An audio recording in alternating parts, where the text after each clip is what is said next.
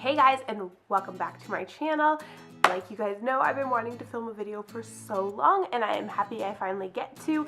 Obviously, this is not the choice of setting.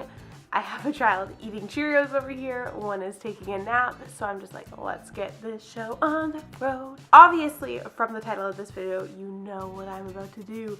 The controversial parenting tag.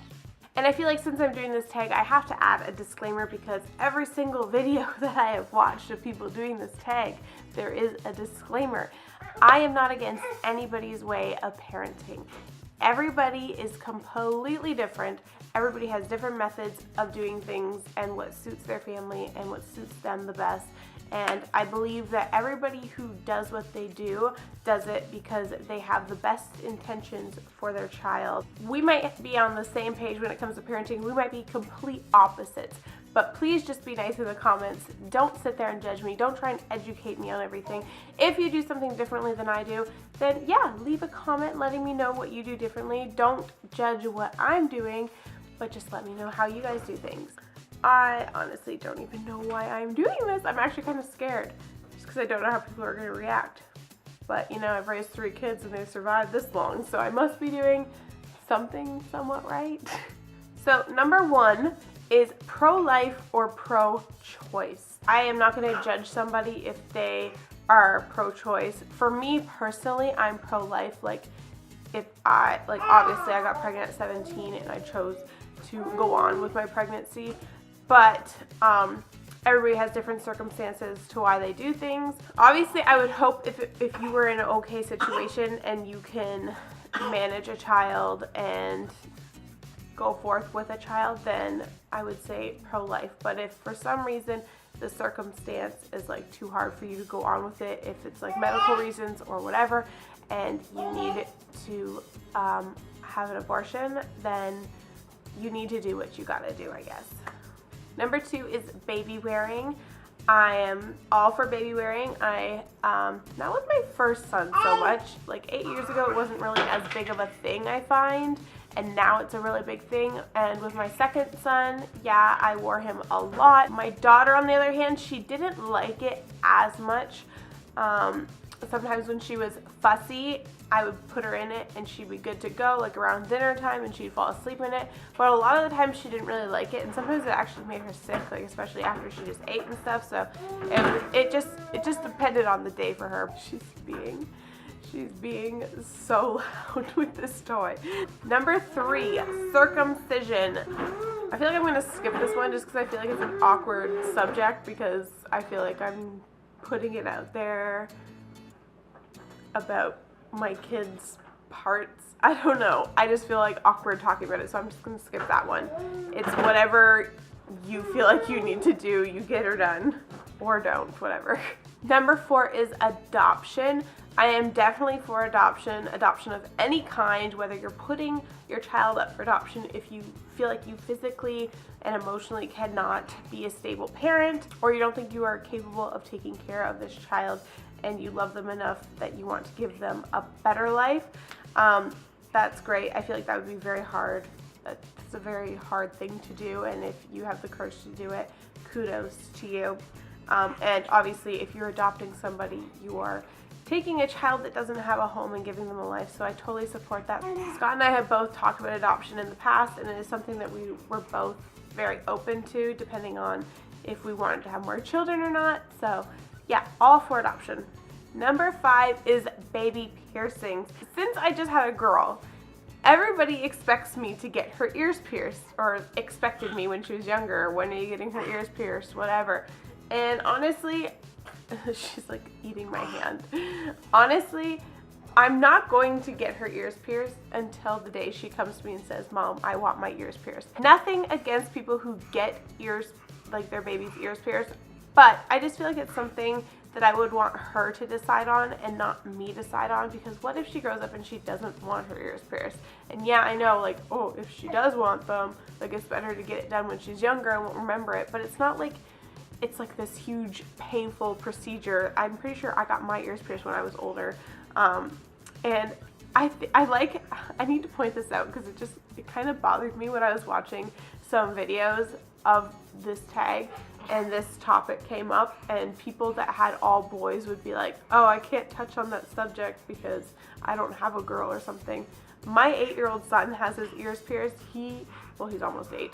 He came to us a couple months ago and asked if he can get them done, and I was kind of like, I wasn't expecting it, to be honest with you, but I'm not going to tell him no. He has every right to get his ears pierced as much as a girl does. So if you have boys and they approach you and want their ears pierced, go ahead and let them. Like, I think it's more common with teenage boys these days. In the 90s, it was more of a thing with younger boys, but I mean, if he wants to get his ears pierced, let him get his ears pierced. Ears piercing, I find, is just an innocent thing. Obviously, if he came to me and asked me for a tattoo or like his nose pierced at this age, no. Breast milk versus formula fed. Honestly, I don't even know why this is a question. I don't even know why it's a debate with anybody. As long as your child... She's like sucking on my arm. As long as your child is fed, that is what's most important. If somebody was giving their baby beer or liquor, then yeah, maybe that's when you could step up and debate something like that. But I mean, formula fed or breastfed, the baby is getting what it needs to survive. Crying it out method versus the other method. I don't know. I've never really used the cry it out method. I would be open to using it if I was one of those people who couldn't get their child to sleep otherwise, and if other methods weren't working, I would definitely be open to it. I just think whatever works for you. Like, obviously you don't leave a baby freaking out crying for long periods of time. I think there's like, if it's something you're looking into trying, if it's something you're looking into trying, do your research on it first, because I think some people would like leave their babies in there for like hours crying, and I'm not okay with that. I mean, like, if you want to leave them in there for like 15 minutes, let them cry it out and see if they fall asleep, then you can give that a try. But obviously check in on them, calm them down. You don't want them to get overworked. If they were my kids, they would probably throw up after a certain time, because every time my kids get worked up, they throw up. But honestly, I think it's just whatever works best for you. Spanking. This is probably one of the toughest subjects in this category. I don't know. It really depends. Spanking, honestly, really depends on the child and depends on the situation. I would not go and spank my child for doing something silly, like even coloring on the walls. I wouldn't spank my child. For instance, Landon is almost 8 years old, and I think I've spanked him like once, and I think that was when he was 4 years old.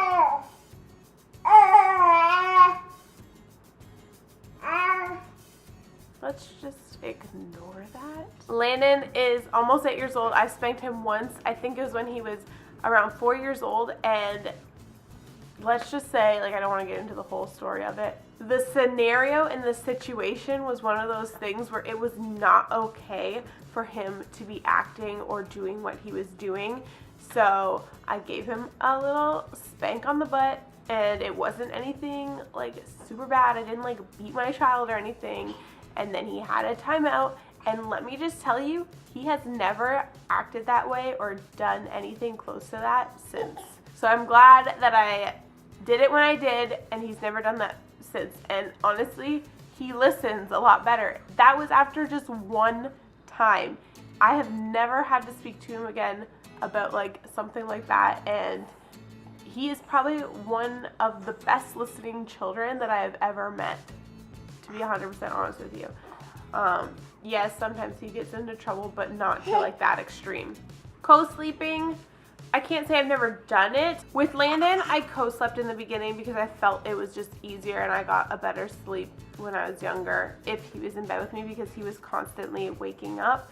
I still didn't get like the best sleep because I was a very light sleeper after that. Hearing stories from like nurses and stuff in hospitals and whatnot, they tell me they hear horror stories all the time.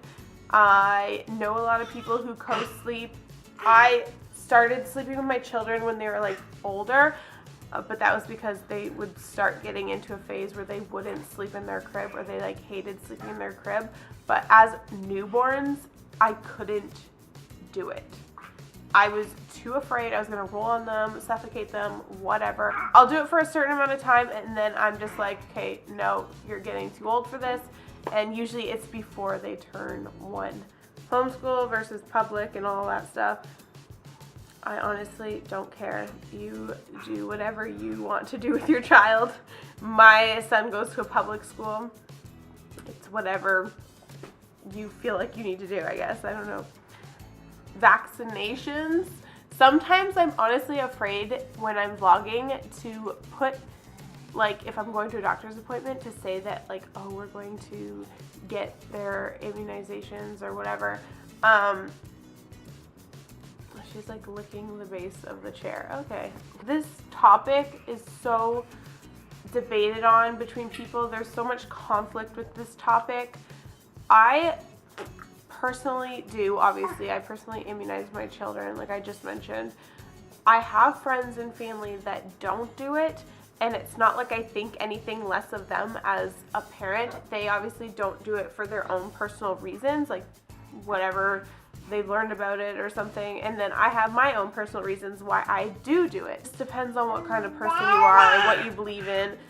I don't think it makes that person a bad parent for not getting them done. I believe everybody does things for what they think is best for their children, so whether you do or you don't, I'm sure you're just doing whatever you believe is best for your child or children. Medicating children, I believe it depends on what. Like, yes, I give my kids medication if it gets to the point where I believe that they really truly need it. I don't just go all willy-nilly just handing out drugs to them like, oh, they're not sleeping, I'm just gonna give them a little dose of this to try and get them to sleep. Like, I'm not like that. But if my child has a fever, or if I feel like Ava is like seriously teething and nothing else that I have is helping, then yeah, I'll give her a little bit of Tylenol here and there, but not like, I don't like go overboard with it. Cloth versus disposable. I have tried cloth diapers. It just wasn't for me. I wasn't into constantly doing the washing. I know a lot of people who have done it. They claim it saves money. I guess it does save money. I think it would save money if you weren't paying for your own water bill, personally. Like if you lived in an apartment and you didn't have to pay the water bill, I feel like that would be better for you. But since we do pay for our own water, it's like your wash doubles when you do cloth diapers. So I just chose not to, and we just do disposable. Store-bought baby food and homemade baby food. I do both. I'll make my kids food or I'll get store-bought, but I don't think, like, if you're one of those people that just don't have time to make your own, or you don't know how, or you're just I'm not going to sit here and be like, oh, you're a horrible parent, you didn't make those carrots yourself. I just think just whatever works for you as long as your baby is fed. All right, that was it for all the questions. That was it, Ava. You're done crawling all over me. I hope you guys found this video interesting. I don't know. I feel like now you guys know what I'm like more as a parent instead of just coming up with your own conclusions in your head. Like I said, please be nice in the comments if I don't do something that you do. I definitely consider myself like an old school mom mixed with a little bit of modern, but a lot of my methods are more old school. I do take into account the more modern methods. Like, I'm not against trying new things, like if things aren't working for me in certain situations. So don't forget to like, comment, and subscribe. Ava, where did your bow go? And go and check out my vlog channel if you have not already. And I will see you guys next time. I think it's time for somebody to have a nap as well. See you guys in the next video. Bye.